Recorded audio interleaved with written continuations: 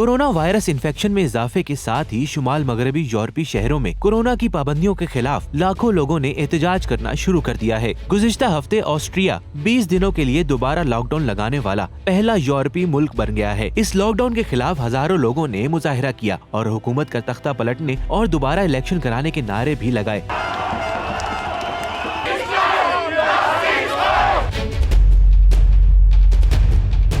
इंतजामिया ने पुलिस की भारी नफरी तैनात करके मुजाहिरीन पर काबू पाने की कोशिश की, लेकिन मुजाहिरे शिद्दत इख्तियार कर गए। इसी तरह जर्मनी के शहर फ्रैंकफर्ट में भी हजारों लोगों ने कोरोना की पाबंदियों के खिलाफ मुजाहिरा किया। बर्लिन में भी लोगों ने हुकूमत के खिलाफ मार्च किया। वाज़ेह रहे कि कोरोना की आलमी वबा ने पूरी दुनिया को बुहरान का शिकार कर दिया है, लेकिन यूरोपीय ममालिक सबसे ज्यादा मुतासिर होने वाले ममालिक में शामिल हैं। इक्तिसादी तरक्की में पेश रो समझे जाने वाले ममालिक के अवाम अब इंतजामिया से तंग आकर सरापा एहतजाज हैं।